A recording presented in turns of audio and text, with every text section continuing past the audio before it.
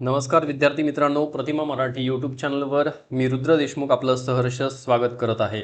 बघा, आपल्या या 1000 प्रश्नांच्या महासरावामध्ये आपण भाग 31 पर्यंत पोहोचलेलो आहोत। यामध्ये आपण बदललेल्या पॅटर्ननुसार प्रश्न सराव घेत आहोत, ज्याच्यामध्ये बघा तुम्हाला अत्यंत गरजेचं आहे की तुम्ही हा सराव केला पाहिजे, अन्यथा काय होईल, तुम्हाला स्कोर कमी येईल। तर लक्षात ठेवा, सर्वांसाठी हा ॲप्लिकेशन बेस्ड क्वेश्चन असलेला हा व्हिडिओ महत्त्वाचा आहे। चला, आजचा पहिला प्रश्न, जीन पियाजे आणि लेव वायगोट्स्की यांच्या अध्ययनातील समवयस्कांच्या भूमिकेबद्दल काय दृष्टिकोन आहे।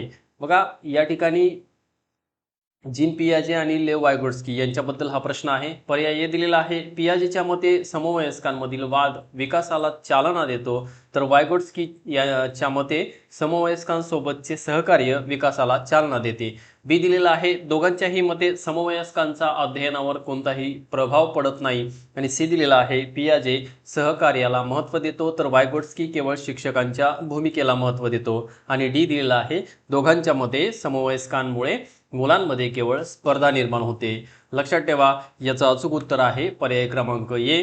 पियाजेच्या मते समवयस्कांमधील वाद विकासाला चालना देत असतो, तर वायगोट्स्कीच्या मते समवयस्कासोबतचे सहकार्य विकासाला चालना देते। समजलं सर्वांना? बघा, अतिशय कठीण वाटणारा असा हा प्रश्न आहे। पियाजे मानतो की जेव्हा मुले एकमेकांशी वाद घालतात तेव्हा त्यांचे स्वतःचे विचार बदलत असतात, तर वायगोट्स्की असं मानतो की मुले एकमेकांच्या मदतीने आणि सहकार्याने अधिक चांगल्या प्रकारे शिकत असतात। आलं लक्षात? सर्वांनी व्हिडिओला लाईक करायचं आहे। प्रश्न कसे वाटत आहेत त्याची तुम्ही कमेंट एकदा करायची आहे। चला, तुमची एक कमेंट आणि एक लाईक माझ्यासाठी चला येऊ द्या। चला, पुढचा प्रश्न, डेव्हिड आसुबेल यांच्या अर्थपूर्ण अध्ययन सिद्धांतानुसार नवीन घटक शिकवण्यापूर्वी शिक्षकाने विद्यार्थ्यांना एक तक्ता का दिला पाहिजे। विद्यार्थ्यांचा वेळ घालवण्यासाठी, प्रगत संघटक म्हणून काम करण्यासाठी, त्यांना पाठांतर करण्यास मदत करण्यासाठी, आणि डी दिलेला आहे या ठिकाणी त्यांचे लक्ष विचलित करण्यासाठी। तर या ठिकाणी याचं अचूक उत्तर आहे पर्याय बी, प्रगत संघटक म्हणून काम करण्यासाठी। तर बघा, या ठिकाणी जे विद्यार्थ्यांचे प्रगत संघटक जे असतात ते विद्यार्थ्याच्या पूर्वज्ञानाला काय करत असतं, नवीन ज्ञानाशी जोडत असतं। नवीन ज्ञानाशी जोडणारा एक पूल म्हणून याला संबोधलं जातं। चला, पुढचा प्रश्न, कोहलबर्गच्या नैतिक विकासाच्या सिद्धांतावर टीका करताना कॅरोल गिलिगन यांनी कोणता अत्यंत महत्त्वाचा मुद्दा मांडला। महत्त्वाचा प्रश्न आहे, IMP करा सर्वांनी। चला बघा, या ठिकाणी कोहलबर्गचा सिद्धांत केवळ प्राण्यांवर आधारित आहे असा पहिला पर्याय दिलेला आहे। बी दिलेला आहे, कोहलबर्गचा सिद्धांत हा लिंग पक्षपाती आहे। सी दिलेला आहे, नैतिक विकास असा काही प्रकारचा नसतो। आणि डी दिलेला आहे, मुले आणि मुली यांचा नैतिक विकास पूर्णपणे समान असतो। आणि याचा अचूक उत्तर आहे पर्याय क्रमांक बी, कोहलबर्गचा सिद्धांत हा लिंग पक्षपाती आहे। अत्यंत महत्त्वाचा आहे। बघा, कॅरोल गिलिगन यांनी कोहलबर्गच्या सिद्धांतावर टीका करताना असा महत्त्वाचा मुद्दा मांडला की कोहलबर्गचा सिद्धांत हा लिंग पक्षपाती आहे। कोहलबर्गचा अभ्यास प्रामुख्याने फक्त पुरुषांवर आधारित होता, यामुळे तो पुरुषांच्या न्यायाच्या नैतिकतेला सर्वोच्च स्थान देतो आणि स्त्रियांच्या नैसर्गिक काळजीच्या नैतिकतेला कमी लेखत असतो। चला, पुढचा प्रश्न, एका शाळेत एकाच शिक्षकाला एकाच वेळी इयत्ता पहिली आणि दुसरीच्या मुलांना शिकवायचे आहे, अशा बहुवर्ग अध्यापन स्थितीत खालीलपैकी कोणता पर्याय सर्वात प्रभावी ठरेल। पर्याय दिलेले आहेत, दोन्ही वर्गांना एकत्र बसवून केवळ भाषण पद्धतीने शिकवणे। बी दिलेला आहे, एका वर्गाला गृहपाठ देऊन दुसऱ्या वर्गाला शिकवणे। आणि सी दिलेला आहे, सहपाठी अध्ययन घडवून आणणे। आणि डी दिलेला आहे, शाळेची वेळ दोन्ही वर्गांसाठी अर्धी अर्धी विभागून घेणे। या ठिकाणी याचा अचूक उत्तर आहे पर्याय सी, सहपाठी अध्ययन घडवून आणणे। तर हे सहपाठी अध्ययन जे आहे त्याला पीअर लर्निंग देखील म्हटलं जातं। लक्षात ठेवायचं सर्वांनी, एका शिक्षकी किंवा बहुवर्ग शाळेत सहपाठी अध्ययन अत्यंत प्रभावी असते, कारण मुलं एकमेकांकडून लवकर आणि सहज शिकत असतात आणि शिक्षकांना व्यवस्थापन करणे अत्यंत सोपे जाते। आलं लक्षात? चला, सर्वांना समजत असेल तर एक वेळेस सर्वांनी लाईक करायचं आहे, कॉमेंट करायचं आहे की प्रश्न कसे आहेत आणि तुम्हाला नेमकं पुढील व्हिडिओ कोणत्या प्रश्नांच्या आधारे पाहिजे आहे ते तुम्ही मला कमेंटमध्ये सांगायचं आहे। चला बघा, पुढचा प्रश्न, राष्ट्रीय शैक्षणिक धोरण 2020 नुसार निपुण भारत अभियानाचे मुख्य उद्दिष्ट खालीलपैकी कोणते आहे? पर्याय दिलेले आहेत. इयत्ता 5वी पर्यंतच्या सर्व विद्यार्थ्यांना संगणक साक्षर करणे. बी दिलेला आहे इयत्ता 3री पर्यंतच्या सर्व विद्यार्थ्यांमध्ये पायाभूत साक्षरता आणि संख्याज्ञान विकसित करणे. आणि सी दिलेला आहे माध्यमिक स्तरावर व्यावसायिक शिक्षण अनिवार्य करणे. आणि डी दिलेला आहे या ठिकाणी शाळेतील गळतीचे प्रमाण 0% आणण्यासाठी मोफत पोषण आहार देणे. तर या ठिकाणी याचं अचूक उत्तर आहे पर्याय बी. लक्षात ठेवा निपुण भारत जे आहे हे अभियान 2026-27 पर्यंत प्रत्येक मुलाला इयत्ता 3रीच्या अखेरीस वाचता लिहिता आणि मूलभूत गणित करता यावे यासाठी सुरू करण्यात आलेले होते. लक्षात ठेवा. पुढचा प्रश्न NCF 2005 नुसार वर्गातील शिक्षकाची भूमिका कशी असली पाहिजे? ज्ञान देणारा एकमेव स्रोत, शिस्त लावणारा हुकुमशहा, सुलभ किंवा मार्गदर्शक. आणि डी दिलेला आहे केवळ पाठ्यपुस्तकाची अंमलबजावणी करणारा. मित्रांनो चला 2 सेकंद थांबतो. आपण कमेंट करा की याचा अचूक उत्तर काय आहे. चला ABCD कोणतं उत्तर आहे तुम्ही सांगू शकता या ठिकाणी. चला कमेंट करा सर्वांनी. बघा याचा अचूक उत्तर आहे पर्याय क्रमांक सी सुलभक किंवा मार्गदर्शक, ज्याला आपण फॅसिलिटेटर असं सुद्धा म्हणतो. येते लक्षात. चला पुढचा प्रश्न. एक शिक्षिका विज्ञानाचा प्रयोग शिकवताना मध्येच थांबून विद्यार्थ्यांना विचारते तुम्हाला काय वाटते? जर आपण यात मीठ टाकले तर काय होईल? शिक्षिकेचा हा प्रश्न कोणत्या प्रकारच्या मूल्यमापनाचा भाग आहे? पर्याय दिलेले आहेत संकलित मूल्यमापन, आकारिक मूल्यमापन, नैदानिक मूल्यमापन आणि स्थानन मूल्यमापन. तर याचं अचूक उत्तर आहे पर्याय क्रमांक बी आकारिक मूल्यमापन. बघा लक्षात ठेवा सर्वांनी शिकवण्याची प्रक्रिया चालू असतानाच मुलांचे आकलन तपासण्यासाठी आणि त्यांना विचार करायला लावण्यासाठी जे मूल्यमापन केले जाते त्याला आकारिक मूल्यमापन म्हटलं जातं. आलं लक्षात. पुढचा प्रश्न या ठिकाणी बघा. रमेशला विज्ञानाचे पुस्तक वाचायला खूप आवडते. तो परीक्षेत मार्क मिळवण्यासाठी नाही तर अंतराळाबद्दल नवीन गोष्टी जाणून घेण्याच्या कुतूहलापोटी वाचन करतो. रमेशमध्ये कोणत्या प्रकारची प्रेरणा दिसून येते? पर्याय दिलेले बाह्य प्रेरणा, अंतर्गत प्रेरणा, नकारात्मक प्रेरणा आणि सामाजिक प्रेरणा. याचं अचूक उत्तर आहे पर्याय क्रमांक बी अंतर्गत प्रेरणा. येते लक्षात. जेव्हा एखादी कृती स्वतःच्या समाधानासाठी, कुतूहलासाठी किंवा आनंदासाठी केली जाते तेव्हा ती अंतर्गत प्रेरणा असते. लक्षात ठेवायचं सर्वांनी. पुढचा प्रश्न बघा. ब्लूमच्या वर्गीकरणानुसार जर एखादा विद्यार्थी प्रदूषण कमी करण्यासाठी स्वतःचे एक नवीन मॉडेल किंवा उपाय तयार करत असेल तर तो बोधात्मक क्षेत्राच्या कोणत्या उच्च स्तरावर काम करत आहे? महत्वाचा प्रश्न आहे. IMP करायचं सर्वांनी. बघा पर्याय दिलेत ज्ञान, उपयोजन, विश्लेषण आणि निर्मिती. तर याचं अचूक उत्तर आहे पर्याय क्रमांक 4 निर्मिती. लक्षात ठेवा जुन्या माहितीच्या आधारावर जेव्हा विद्यार्थी स्वतःचा नवीन दृष्टिकोन किंवा उपाय किंवा मॉडेल एखादं तयार करत असेल तेव्हा तो ब्लूमच्या वर्गीकरणातील सर्वोच्च स्तरावर असतो. सर्वोच्च स्तर जो आहे ब्लूमच्या वर्गीकरणातला तो म्हणजे निर्मिती. येते लक्षात. चला सर्वांनी एकदा लाईक करा. बघा पुढचा प्रश्न. जीवन जगत असताना जे वैयक्तिक व सामाजिक अनुभव येतात त्यावरून विचार करून अनुमान काढायचे जे शास्त्रशुद्ध असतीलच असे नाही, हे खालीलपैकी कोणत्या पद्धतीने घडून येते? महत्वाचा प्रश्न आहे. 2025 साली हा प्रश्न पेपर 2 मध्ये विचारला गेला होता. पर्याय दिले तर पर्यंक पद्धती, सांख्यिकी पद्धती, प्रायोगिक पद्धती, वैकल्पिक पद्धती. तर याचं अचूक उत्तर आहे पर्याय क्रमांक ए पर्यंक पद्धती. मित्रांनो या सगळ्या संकल्पना आपण मागील 30 व्हिडिओमध्ये एकदम क्लिअर केलेले आहेत. सर्व व्हिडिओ तुम्ही प्लेलिस्टमध्ये जाऊन पाहून घ्या. तुम्हाला मानसशास्त्रामध्ये 30 पैकी 30 गुण हमखास भेटून जातील. एवढ्या पूर्ण कन्सेप्ट असं 360 डिग्रीमध्ये त्याचं विश्लेषण दिलेलं आहे. चला बघा आता पर्यंक पद्धतीची तुम्हाला मूळ संकल्पना मी समजावून सांगतो. लक्षात ठेवा पर्यंक या शब्दाचा अर्थ होतो आराम खुर्ची. येतं लक्षात. बघा मानसशास्त्रात पर्यंक पद्धती म्हणजे अशी पद्धत असते जिथे जो अभ्यासक असतो तो फक्त आराम खुर्चीमध्ये बसून स्वतःच्या आयुष्यातील वैयक्तिक, सामाजिक, इतर जे काही अनुभव आहेत त्या अनुभवावरून विचार करत असतो आणि काही तर्क किंवा अनुमान त्या ठिकाणी तो काढत असतो. त्याला पर्यंक पद्धती म्हणतात. यासाठी बघा ते प्रत्यक्ष कोणत्याही प्रयोगशाळेत जात नसतो. लोकांमध्ये जाऊन तो डाटा गोळा करत नाही किंवा कोणतंही शास्त्रशुद्ध मोजमाप त्याच्या ठिकाणी नसते. त्याच्यामुळे यातून निघणारे निष्कर्ष जे असतात ते नेहमी अचूक किंवा 100% शास्त्रशुद्ध असतीलच असं नाही. येते लक्षात. चला पुढचा प्रश्न. सर्जनशीलतेचे मोजमाप करताना एका विद्यार्थ्याला एका विटेचे जास्तीत जास्त काय उपयोग होऊ शकतात असे विचारले जाते आणि तो एका मिनिटात 10 वेगवेगळे उपयोग सांगतो. विद्यार्थ्याकडे सर्जनशीलतेचा कोणता घटक आहे? पर्याय दिलेत लवचिकता, प्रवाहित्व, मौलिकता आणि विस्तार. तर या 4 पर्यायांपैकी आपलं अचूक उत्तर आहे पर्याय बी प्रवाहित्व. येते लक्षात? चला पुढचा प्रश्न. शिक्षकाने वर्गात प्रश्न विचारला, महाराष्ट्राची राजधानी कोणती? या प्रश्नासाठी विद्यार्थ्याला कोणत्या प्रकारच्या विचार प्रक्रियेची आवश्यकता आहे? मित्रांनो IMP करून ठेवा, महत्त्वाचा प्रश्न आहे. पर्याय दिलेले आहेत अपसारी विचार, अभिसारी विचार, सर्जनशील विचार, अमूर्त विचार.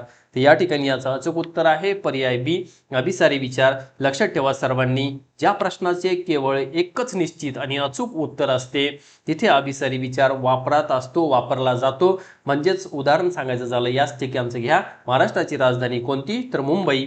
इथं काही उत्तर बदलेन का? याचं नाही बदलू शकत, एकच एक उत्तर असते. अपसारी विचारामध्ये मात्र त्याचे अनेक उत्तरं असू शकतात. येते लक्षात? अभिसारी विचार आणि अपसारी विचार तुम्हाला कन्सेप्ट क्लिअर झाली असेल. चला एकदा सर्वांनी कमेंट करायची आहे, आपले प्रश्न कसे वाटतायत ते सांगायचे आहे. चला बघा पुढचा प्रश्न असा आहे, राष्ट्रीय अभ्यासक्रम आराखडा 2005 चे सर्वात प्रमुख मार्गदर्शक तत्व कोणते आहे? पर्याय दिलेले आहेत परीक्षा अतिशय कडक करणे, बी दिलेला आहे ज्ञान हे शाळेबाहेरील प्रत्यक्ष जीवनाशी जोडणे, सी दिलेला आहे सर्व विषय इंग्रजीतूनच शिकवणे, डी दिलेला आहे पाठांतरावर जास्तीत जास्त भर देणे. आणि याचं अचूक उत्तर आहे पर्याय क्रमांक बी ज्ञान हे शाळेबाहेरील प्रत्यक्ष जीवनाशी जोडणे. लक्षात ठेवा मित्रांनो, NCF 2005चा मुख्य उद्देश पाठांतराकडून मुलांना मुक्ती देणे आणि त्यांचा अभ्यासक्रम प्रत्यक्ष जगाशी जोडणे हा होता. आलं लक्षात? चला पुढचा प्रश्न. पॅवलॉवच्या अभिजात अभिसंधान सिद्धांताचे वर्गातील उपयोजन खालीलपैकी कोणते असू शकते? पर्याय ए गृहपाठ न केल्यास शिक्षा करणे, बी चांगली प्रगती केल्यास स्टार देणे आणि सी गणिताच्या शिक्षकाच्या रागीट स्वभावामुळे मुलांच्या मनात गणिताच्या तासाबद्दलही भीती निर्माण होणे आणि डी दिलेला आहे मुलांनी एकमेकांना बघून चित्र काढायला शिकणे. याचं अचूक उत्तर आहे पर्याय क्रमांक सी गणिताच्या शिक्षकाच्या रागीट स्वभावामुळे मुलांच्या मनात गणिताच्या तासाबद्दलही भीती निर्माण होणे. लक्षात ठेवा, जेव्हा एक नैसर्गिक प्रक्रिया दुसऱ्या तटस्थ उद्दीपकाशी जोडली जाते तेव्हा ते अभिजात अभिसंधान असते. लक्षात आलं सर्वांच्या? पुढचा प्रश्न. शिक्षण हक्क कायदा 2009 नुसार एका प्राथमिक शिक्षकासाठी तयारीच्या तासांसह आठवड्याला किमान कामाचे किती तास निश्चित केले आहेत? महत्त्वाचा प्रश्न आहे. पर्याय दिलेत 35 तास, 40 तास, 45 तास, 50 तास. अचूक उत्तर आहे पर्याय सी 45 तास. येतं लक्षात? बघा RTच्या अनुसूचीनुसार एका शिक्षकासाठी अध्यापनाचे व पूर्वतयारीचे म्हणून आठवड्याला किती तास आहेत? 45 तास. पुढचा प्रश्न. शिक्षण हक्क कायदा 2009 नुसार प्रत्येक शाळेत एक शाळा व्यवस्थापन समिती स्थापन करणे बंधनकारक आहे. या समितीत पालकांचे प्रमाण किती टक्के असावे? पर्याय दिलेले आहेत बघा, सदस्याच्या बाबतीत आहे हे अर्धे, 3/4, 1/4 आणि 100%. तर याचं अचूक उत्तर आहे पर्याय क्रमांक बी 3/4 म्हणजेच 75%. RT कायद्याच्या कलम 21 नुसार SMC मध्ये किमान 75% सदस्य हे शाळेत शिकणाऱ्या मुलांचे पालक असणे बंधनकारक आहे आणि त्यातल्या त्यात त्याच्यामध्येच तुम्हाला 50% महिला असणे आवश्यक आहे. आलं लक्षात? चला पुढचा प्रश्न. एका विद्यार्थ्याला परीक्षेतील पूर्ण सोडवलेली सोपी उत्तरे आठवत नाहीत, पण वेळेअभावी जे 2 प्रश्न त्याला अर्ध्यावर सोडावे लागले होते ते मात्र त्याला तंतोतंत आठवतात. मानसशास्त्रात या परिणामाला काय म्हणतात? मित्रांनो, हे आपल्या बाबतीतही बऱ्याच वेळा होत असतं. आणि ही जे काही पर्याय दिलेत बघा, पिग्मॅलियन परिणाम, झायगॉर्निक परिणाम, हॅलो परिणाम, प्लेसिबो परिणाम, हे आपण मागच्या मला वाटतं 28 किंवा 27 या व्हिडिओमध्ये आपण याच्याबद्दल चांगली चर्चा केलेली आहे. कन्सेप्ट तिथं क्लिअर झालेली आहे. चला मागचे सर्व व्हिडिओ तुम्ही पाहून घ्यायचा आहे. बघा याचं अचूक उत्तर आहे पर्याय बी झायगॉर्निक परिणाम. लक्षात ठेवा, मानसशास्त्र ब्लूमा झायगॉर्निक यांच्या मते माणसाला पूर्ण झालेल्या कामांपेक्षा अर्धवट राहिलेली कामं जास्त काळ आणि अधिक स्पष्टपणे लक्षात राहत असतात. पुढचा प्रश्न. सुप्रियाने गेल्या महिन्यात स्पॅनिश भाषा शिकली होती. आता ती फ्रेंच भाषा शिकत आहे. पण नवीन फ्रेंच भाषेचा अभ्यास केल्यामुळे ती आधी शिकलेली स्पॅनिश भाषा विसरू लागली आहे. हे कशाचं उदाहरण आहे? महत्त्वाचा प्रश्न आहे. सर्वांनी IMP करून ठेवायचे. पर्याय दिलेत: अग्रोन्मुखी निरोधन, पश्चिमोन्मुखी निरोधन, अध्ययनाचे धनसंक्रमण आणि दिलेला आहे डी विलोपन. तर याचं अचूक उत्तर आहे पर्याय क्रमांक बी, पश्चिमोन्मुख निरोधन. लक्षात ठेवा मित्रांनो, नवीन गोष्टी शिकल्यामुळे जेव्हा जुन्या गोष्टी विसरल्या जातात किंवा आठवण्यास अडथळा येतो ज्यावेळेस, तेव्हा त्याला आपण पश्चिमोन्मुख निरोधन म्हणत असतो. पश्चिमोन्मुख निरोधन काय असते हे तुम्हाला समजलं असेल. चला पुढचा प्रश्न.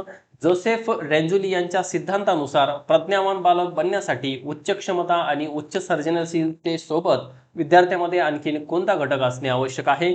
पर्याय दिलेत: उच्च आर्थिक स्थिती, कार्यप्रतिबद्धता, उच्च शारीरिक उंची, उच्च बाह्य प्रेरणा. याचं अचूक उत्तर आहे पर्याय क्रमांक बी, कार्यप्रतिबद्धता. अत्यंत महत्त्वाचे प्रश्न आहेत. असे प्रश्न तुम्हाला परीक्षेत पाहायला मिळू शकतात. बदललेला पॅटर्न जो आहे तो फक्त मानसशास्त्रासाठी आहे. तिथं तुम्हाला अशा प्रकारचे जे काही उपयोजनात्मक प्रश्न आहेत ते 100% पाहायला मिळतील जास्तीत जास्त. तरीही आपण मित्रांनो मागील व्हिडिओमध्ये आपण सर्वच प्रकारच्या प्रश्नांची तयारी करून घेतलेली आहे, कारण आपल्याला मानसशास्त्रामध्ये एकही मार्क आपला कटू द्यायचा नाहीये. मित्रांनो, युद्धाला जाताना आपण सर्वच प्रकारची हत्यारं आपल्यासोबत ठेवली पाहिजेत, जेणेकरून आपल्याला त्याचा फायदा होईल. चला पुढचा प्रश्न बघा. या ठिकाणी गणिताचे शिक्षक आधी विद्यार्थ्यांना a+b² = a² + 2ab + b² हे सूत्र सांगतात आणि त्यानंतर त्यावर आधारित उदाहरणे सोडवायला देतात. ही कोणती अध्यापन पद्धती आहे? महत्त्वाचा प्रश्न आहे. उद्गामी पद्धत, निगामी पद्धत, संशोधन पद्धत, पृथक्करण पद्धत. तर या ठिकाणी याचं अचूक उत्तर आहे पर्याय क्रमांक बी, निगामी पद्धत. लक्षात ठेवा मित्रांनो, आधी तयार नियम किंवा व्याख्या सांगून मग उदाहरण सोडवणे याला निगामी पद्धत म्हणतात, ज्याला सामान्य नियमाकडून विशेषाकडे जाणे असेही म्हटले जाते. चला पुढचा प्रश्न. शिक्षक फळ्यावर नामाची अनेक उदाहरणे देतात आणि मग विद्यार्थ्यांकडून विचार करून नामाची व्याख्या तयार करून घेतात. ही कोणती अध्यापन पद्धत आहे? महत्त्वाचा प्रश्न आहे. निगामी पद्धत, उद्गामी पद्धत, कथन पद्धत, प्रकल्प पद्धत. या ठिकाणी याचं अचूक उत्तर आहे उद्गामी पद्धत. लक्षात ठेवा मित्रांनो, विशिष्ट उदाहरणावरून सामान्य नियमाकडे किंवा व्याख्येच्या निर्मितीकडे जाण्याच्या पद्धतीला उद्गामी पद्धत असं म्हटलं जातं. सर्वांनी लक्षात ठेवायचंय. पुढचा प्रश्न बघा. आयुष्यात पहिल्यांदाच पाहिलेले एक अत्यंत नवीन आणि अनोळखी कोडे सोडवताना व्यक्ती रेमंड कॅटल यांच्या सिद्धांतानुसार कोणत्या बुद्धिमत्तेचा वापर करते? स्फटिकरूप बुद्धिमत्ता, प्रवाही बुद्धिमत्ता, भावनिक बुद्धिमत्ता आणि डी दिलेला आहे सांगीतिक बुद्धिमत्ता. तर याचं अचूक उत्तर आहे प्रवाही बुद्धिमत्ता.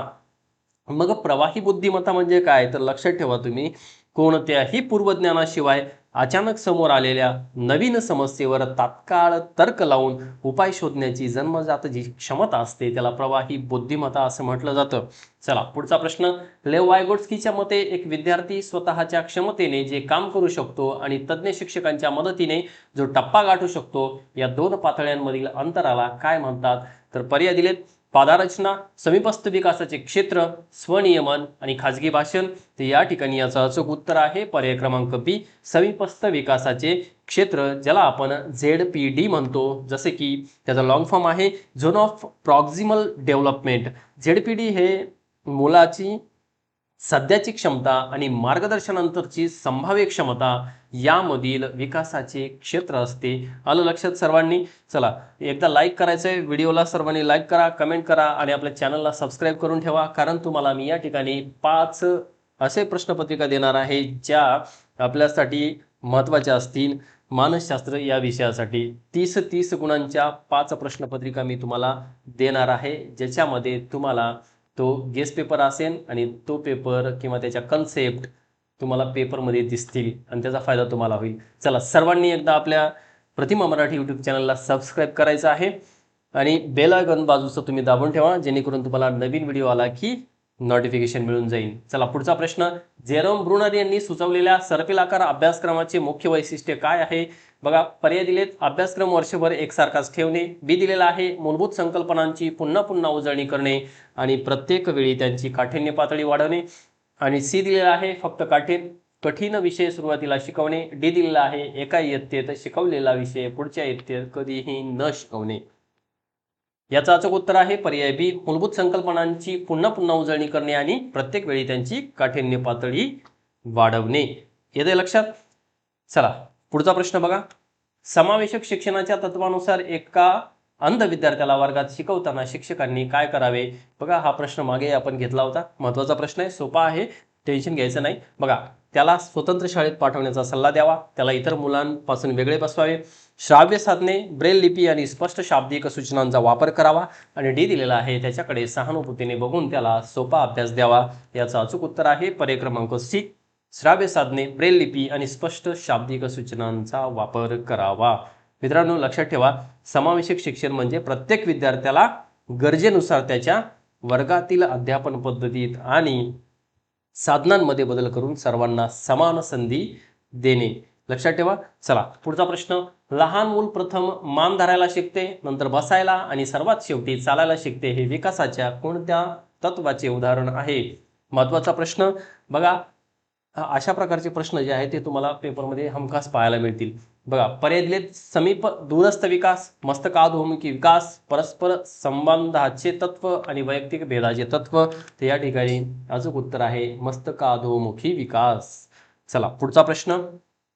एक बाळ सुरुवातीला एखादी वस्तू पकडण्यासाठी संपूर्ण हाताचा आणि खांद्याचा वापर करते, पण मोठे झाल्यावर ते केवळ बोटांचा वापर करून पेन्सिल अचूक पकडते, हे कोणत्या तत्वाचे उदाहरण आहे? समीप दूरस्थ विकास, शिराभिमुख विकास, संचित विकास, असमान गतीचे तत्व. याचं अचूक उत्तर आहे पर्याय ए, समीप दूरस्थ विकास. लक्षात ठेवा मित्रांनो, विकास हा नेहमी शरीराच्या मध्यभागाकडून बाहेरील अवयवांकडे होतो, त्यामुळे आधी हातावर नंतर बोटांवर नियंत्रण प्राप्त होत असते. आलं लक्षात. पुढचा प्रश्न. खालीलपैकी कोणते उदाहरण बालकेंद्री शिक्षणाचे अचूक प्रतिनिधित्व करते? या ठिकाणी पर्याय दिलेले आहेत. शिक्षक फळ्यावर लिहितात आणि मुले शांतपणे उतरवून घेतात. बी दिलेला आहे. वर्गातील बैठक व्यवस्था लवचिक आहे आणि मुले गटात चर्चा करून प्रकल्प करत आहेत. आणि सी दिलेला आहे. पूर्ण वर्ग एकाच गतीने समान पाठ्यपुस्तक वाचत आहे. आणि डी दिलेला आहे. शिक्षक कडक शिस्तीने वर्गाचे नियंत्रण करत आहेत. याचं अचूक उत्तर आहे पर्याय क्रमांक बी, वर्गातील बैठक व्यवस्था लवचिक आहे आणि मुले गटात चर्चा करून प्रकल्प करत आहेत. पुढचा प्रश्न महत्त्वाचा प्रश्न आहे, सर्वांनी याला IMP करून ठेवायचे. बघा, रुब्रिक आणि पडताळासूची या मूल्यमापनाच्या साधनांमधील सर्वात मुख्य आणि तांत्रिक फरक खालीलपैकी कोणता आहे? दोन कन्सेप्ट आहेत, पडताळासूची वेगळी, रुब्रिक वेगळं. ठीक आहे, या दोन्ही कन्सेप्टवर आधारित हा प्रश्न आहे. पर्याय दिले. पडताळासूची फक्त शिक्षकांसाठी असते तर रुब्रिक फक्त विद्यार्थ्यांसाठी असते. बी दिलेला आहे. पडताळासूचीमध्ये केवळ एखादा गुण किंवा कृती उपस्थित आहे की नाही हे तपासले जाते, तर रुब्रिकमध्ये त्या कृतीच्या गुणवत्तेची पातळी आणि वर्णन दिलेले असते.